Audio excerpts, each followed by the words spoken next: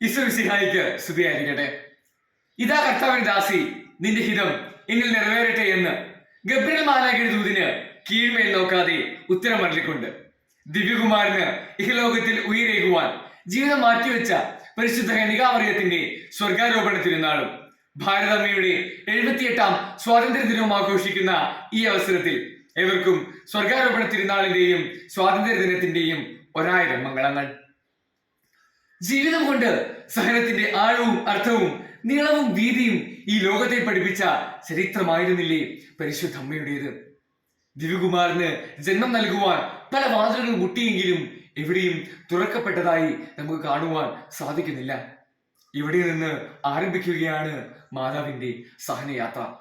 ഇന്ന് ക്രിസ്ത്യാനി, അതെ ക്രൈസ്തവ മിഷണറിമാർ സഹായത്തിന്റെ ഹസ്തങ്ങൾ നീട്ടി സേവന സന്നദ്ധരായി മിഷൻ ഗ്രാമങ്ങളിൽ വേണ്ടവന് വേണ്ടതെല്ലാമായി തീരുമ്പോൾ അവരെ കാത്തിരിക്കുന്നത് ആക്രമിക്കുവാൻ പതിയിരിക്കുന്ന ചെന്നായ്ക്കളല്ലേ. അതിന് ഉത്തമമായ ഉദാഹരണമല്ലേ ഛത്തീസ്ഗഡിലെ സംഭവം. രക്തസാക്ഷികളുടെ തുടുതനത്താൽ ഉയർക്കൊണ്ട സഭയുടെ പ്രവർത്തനങ്ങളെ ആർക്കും തകർക്കുവാൻ കഴിയുകയില്ല. പ്രിയമുള്ളവരെ, മാതാവ് തന്റെ ജീവിത വഴിയിൽ എവിടെയും പതറുന്നതായി നമുക്ക് കാണുവാൻ കഴിയുകയില്ല. തുറക്കപ്പെടാത്ത വാതിലുകൾക്ക് മുൻപിൽ പതറാതെ തുറന്നു കിടക്കുന്ന കാലിത്തുറത്ത് ദിവ്യകുമാര ജന്മം നൽകുവാൻ തിരഞ്ഞെടുക്കുന്ന പരിശുദ്ധമ്മ. പക്ഷെ അവിടെ തന്നോട് തന്നെയോ ജോസഫിനോടോ പരാതിയോ പരിഭവമോ പറയുന്നതായി നമുക്കെവിടെയും കാണുവാൻ സാധിക്കുകയില്ല. എല്ലാം ഹൃദയത്തിൽ സംഗ്രഹിച്ച് സഹനത്തിന്റെ സപ്തസാഗരങ്ങളിലൂടെ ജീവിതത്തെ മുൻപോട്ട് കൊണ്ടുപോകുന്ന പരിശുദ്ധമ്മയെയാണ് നമുക്ക് ചരിത്രത്തിൽ കാണുവാൻ സാധിക്കുക. സ്നേഹമുള്ളവരെ, കാലിത്തൊഴുത്തിൽ ആരംഭിച്ച് കാൽവരിൽ അവസാനിക്കുന്ന ഒരു ദുരിത കഥയല്ലേ പരിശുദ്ധമ്മയുടേത്.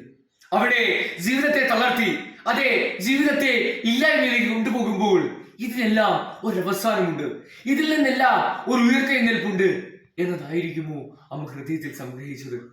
അതുകൊണ്ടായിരിക്കാം പുത്രന്റെ പീഡാസഹനത്തിന്റെയും കുരിശുമരണത്തിന്റെയും എല്ലാം മുൻപിൽ പതറാതെ പഴിക്കാതെ ആത്മധൈര്യത്തോടെ മുൻപോട്ട് പോകുവാൻ പരിശുദ്ധമ്മയ്ക്ക് സാധിച്ചത്. നമ്മുടെ ജീവിതത്തിൽ ദുഃഖങ്ങളും ദുരിതങ്ങളും രോഗങ്ങളും പലവിധ പ്രശ്നങ്ങളും താണ്ഡവമാടുമ്പോൾ അമ്മയുടെ ജീവിതം നമുക്ക് പ്രചോദനം നൽകുന്നുണ്ട്.